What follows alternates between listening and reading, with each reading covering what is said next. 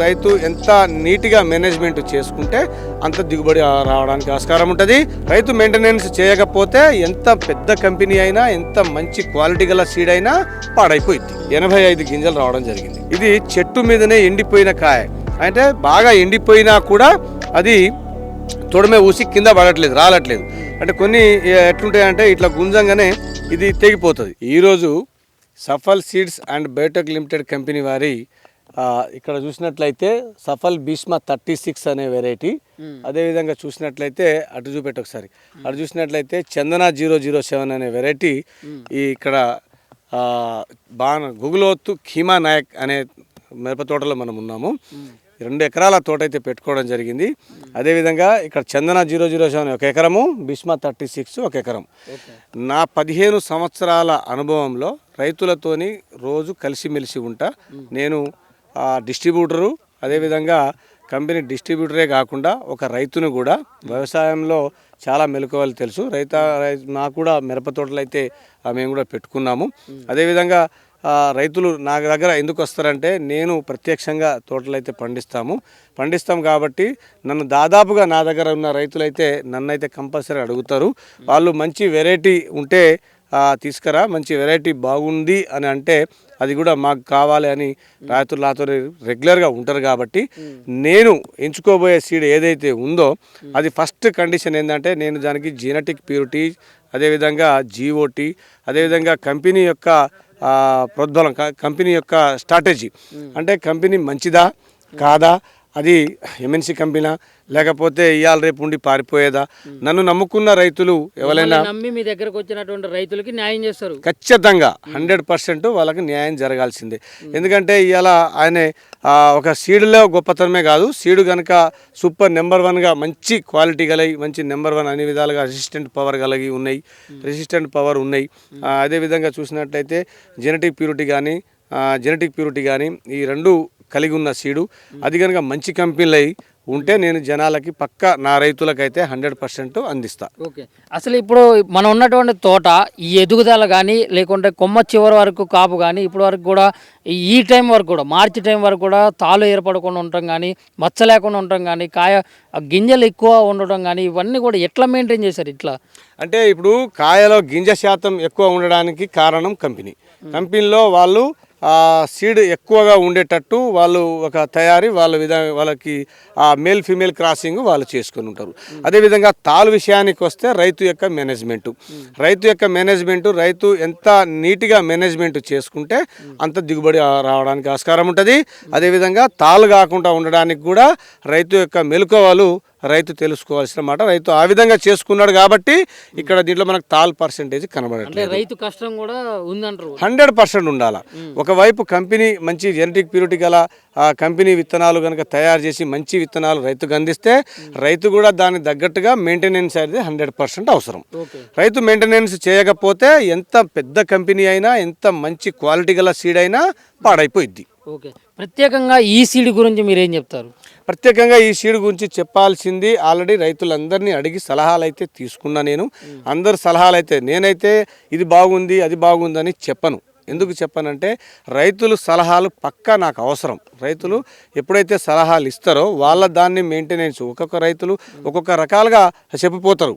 అది బాగుంది. ఇంతకుముందు ఒక రైతు ఒక కాయ తీసేసి ఇట్లా కాయ తీసి ఎండిపోయి ఉంది కదా, దీన్ని ఇలా చింపి ఆయన మొత్తం గింజలు ఇలా పోసుకొని పేపర్ మీద పోసుకొని లెక్క పెట్టారు. 85 గింజలు రావడం జరిగింది. 85 గింజలు అంటే నాట్ ఏ జోక్, అది బాగానే ఉంటుంది. అంటే దానికి ఒక అర్థం ఏంటంటే తూకం బాగా వస్తుందని అర్థం.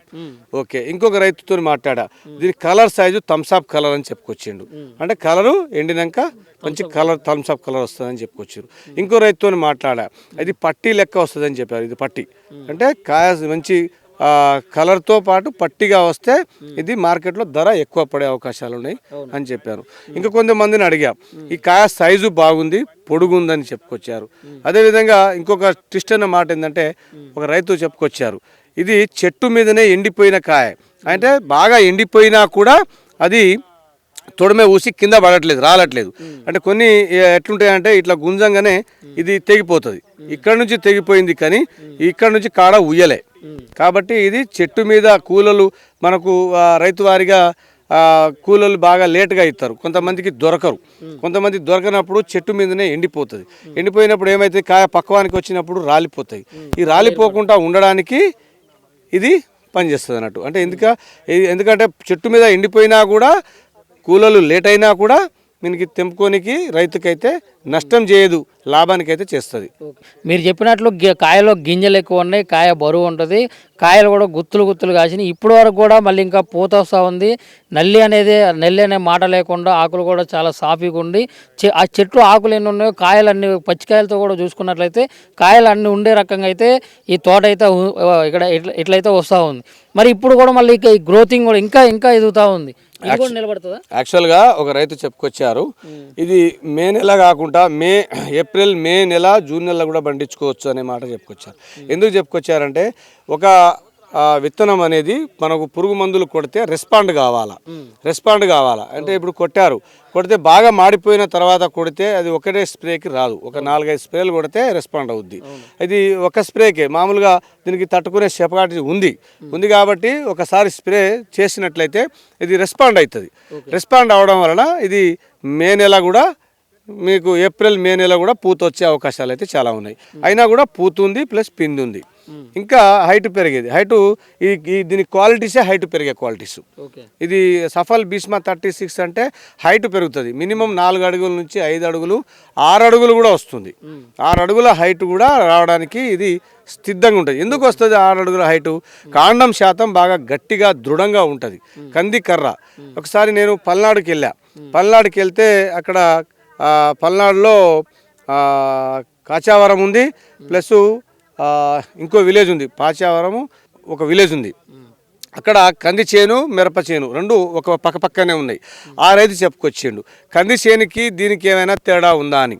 అంటే కంది చేను ఎంత పెరుగుతుందో ఈ సఫల్ భీష్మ 36 అనేది అంత హైట్ పెరుగుతుంది. నేలతో ఏమైనా సంబంధం ఉంటుందా? Yes, very good question. నేలతో అంటే అన్ని నేలలలో ఇది సెట్ అయిపోయింది. రేగడి నెలలో సెట్ అయింది, గర్భ నెలలో సెట్ అయింది, ప్లస్ దుబ్బ నెలలో సెట్ అయింది, ప్లస్ అదేవిధంగా రాళ్ళున్న నెలలో సెట్ అయింది. ఇవాళ వర్షం పడి రేపే పొద్దున్నే దున్నొచ్చు, ఆ నెలలో కూడా సెట్ అయింది. అన్ని రకాల సెట్ అయింది. ఏరియా పర్ఫార్మెన్స్ అయిపోయిన తర్వాతనే ఈ సీడ్ బయటకు వచ్చింది. ఓకే, ఇప్పుడు మీరు చెప్తున్నటువంటి ఏదైతే సఫల్ సీడ్స్ వారి భీష్మ 36 కానీ ఇంకో రకమైనటువంటి భీష్మ చందన కానీ మీరు భరోసా ఇస్తారా? ఈ వీడియో చూసి ఒకవేళ తోట వేసుకోవాలి ఇట్లా ఖచ్చితంగా మేము ఇదే విత్తనాన్ని సాగు చేయాలనుకున్న వారికి, నాకు నమ్ముకున్న రైతులు ఇప్పుడు దాదాపుగా నేను ఇక 1000 మంది రైతులు ఈ ఫీల్డ్కి రావచ్చు. 1000 మందిలో అందరినీ అడిగి చేసుకున్నా. నేనైతే పొద్దున 6 గంటల నుంచి ఇప్పుడు సమయం 10 అవుతుంది. 10 అంటే 4 గంటల టైంలో నేను ఈ తోటలో నిలబడి ఉన్నా. ప్రతి ఒక్క రైతుల్ని అడిగి తెలుసుకుంటున్నా. బాగుంటేనే చెప్పండి, మాకు సలహాలు ఇవ్వండి అని అడుగుతున్నా. ఇది బాగలేకపోతే నాకే చెప్పుకోండి, నేను చెప్తే దానికి ఇది మానేయాలా లేకపోతే ఇంకోటి కొత్తది తీసుకురావాలా అని వాళ్ళ సలహాలు అయితే అందరినీ తెలుసుకున్నా. వాళ్ళు ఎవరైనా ఏ ఒక్కళ్ళైనా బాగాలేదు అనే వాళ్ళు లేరు. అన్ని విధాలుగా బాగుంది. ఎవరు చూసినా కూడా బాగుంది అనే మాట అయితే చెప్పుకోవడం జరిగింది.